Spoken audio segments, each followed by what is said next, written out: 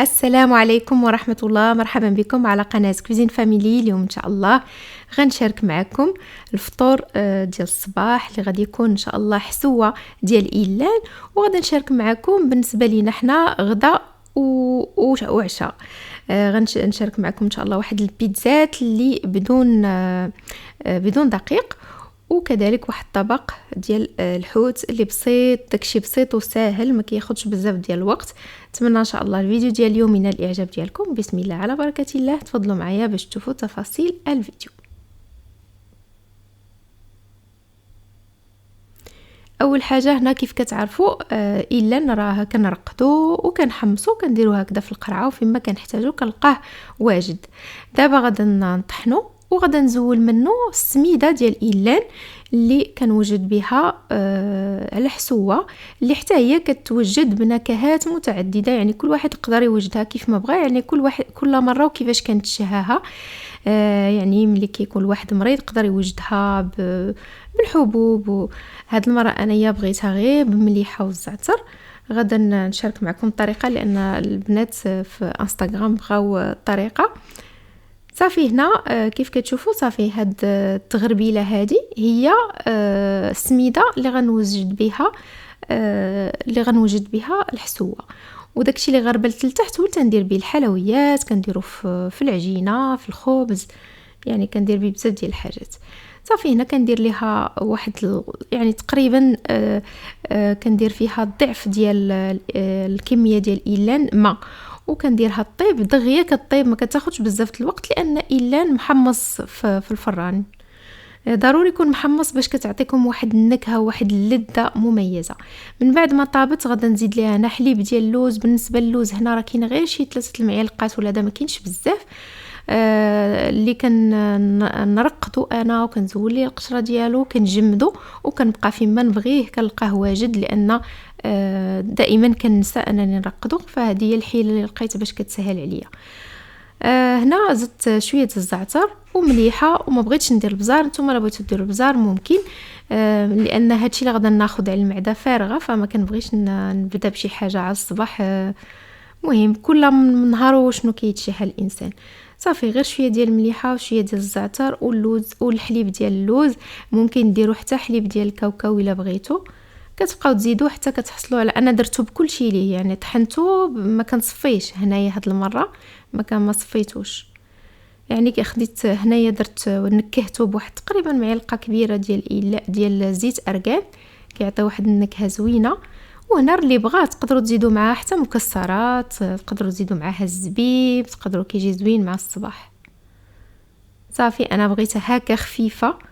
كتبقاو تزيدوا يعني الحليب على حسب الحليب. تقريبا درت انا شي 100 مليلتر ديال الماء، ودرت معها شي 3 المعالق ديال اللوز وطحنته، وكتجي لذيذه بزاف مع الصباح.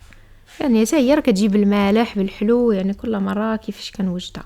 دابا بالنسبه للغداء والعشاء اللي غادا نوجدو، عندي 2 ديال الحبات ديال اللفت و2 ديال خيزو، حكيتهم زدت عليهم هنا بصيله والمليحه، وغنديهم هنا يتشحروا بحال يتعرقوا، ينشفوا من الماء، لان هاد النوعيه ديال الحوت اللي غنطيب اليوم كيطيب بسرعه، يعني ما يمكنش ندير كلشي في مره والا غادي ينشف ليا. هاد الحوت راه ناشف ما كيبغيش طيب بزاف. بالنسبه لنا التوابل انا اختاريت ندير شويه الكمون، شويه الزنجبيل، الزعتر، مليحه، قزبر والثومه. ديروا حتى عصير ديال نص حامضه. بما ان ما كانش عندي الحامض فدرت غير الخل ديال التفاح، كنعوض به الحامض. ضروري يعني ضروري خاصكم ديروا اما خل اما حامض في هذا الحوت هذا.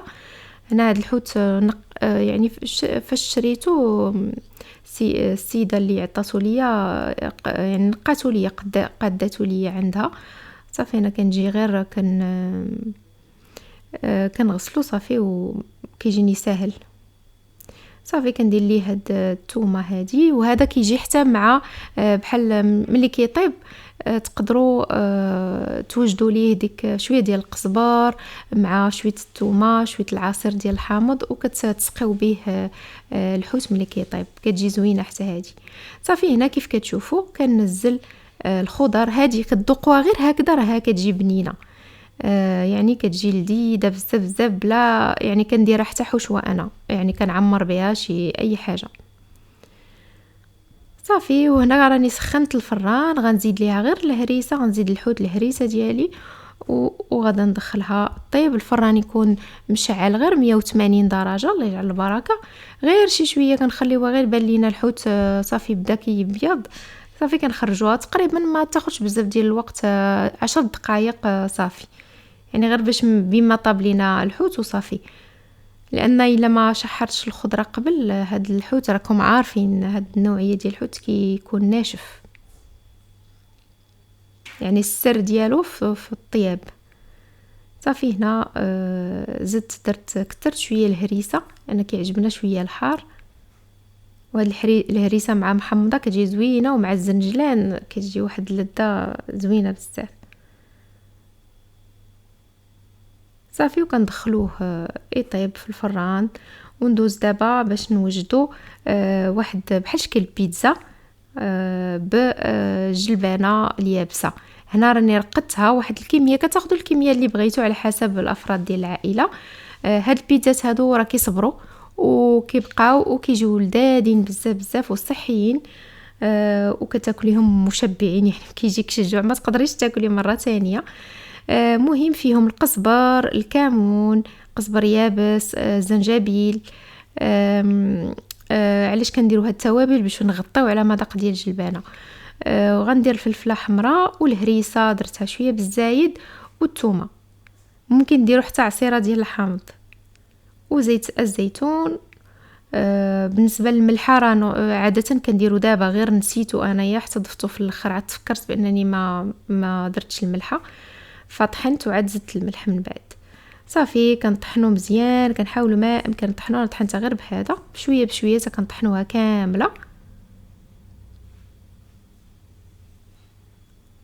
وصافي هنا راني تفكرت بانني ما درتش فيها الملح، وضروري نديرو فيها الملح والا غتجي باسله. فبالنسبه لكيف قلت لكم التوابل غير باش نغطيو على مذاق ديال داك القوي ديال الجلبانه. صافي هنايا كيف شفتوا ممكن ديروا الا بغيتوا ديروها بيتزا كبيره بسرعه باش ما تاخذش لكم الوقت، ولكن انا فضلت نديرهم هكا صغيورين كيجي المنظر ديالهم زوين. غنزينهم ان شاء الله غندير في الاول الصلصه ديال الفلفله. نتمنى ان شاء الله تكونوا وجدتوها معايا فاش وجدتها، لان دابا وجدات والمذاق ديالها غزال بزاف بزاف. الا ما عندكمش ماشي مشكل، عوضوه بالصلصه ديال الطماطم، لان هاد الفلفله هادي مع فيها شويه الثومه مع كتخمر كيولي فيها واحد الريحه زوينه بزاف بزاف.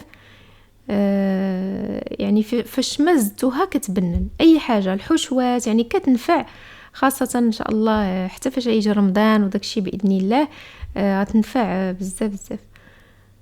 صافي كنزين بالبصله وكنزيد الزيتون.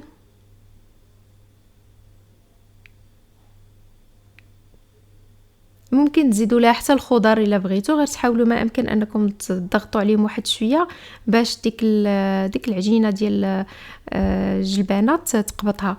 الفران خاصو يكون مسخن على 200 درجه، كندخلوها حتى كتحمر مزيان. انا كتعجبني تكون طيبه مزيان، وعاد لان ضروري خاصها طيب مزيان.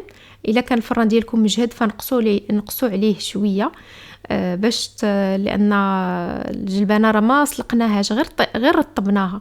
فاش كترطبوها راه بحال النص ديال الطهي، يعني كتجي ساهله دغيا تطيب. حتى فاش كديروا بها البصاره راه كطيب بسرعه لانها مرقده ليله كامله. اتمنى ان شاء الله الفيديو ديال اليوم ينال الاعجاب ديالكم، والى فيديو جديد ان شاء الله. استودعكم الله الذي لا تضيع ودائعه. السلام عليكم ورحمه الله.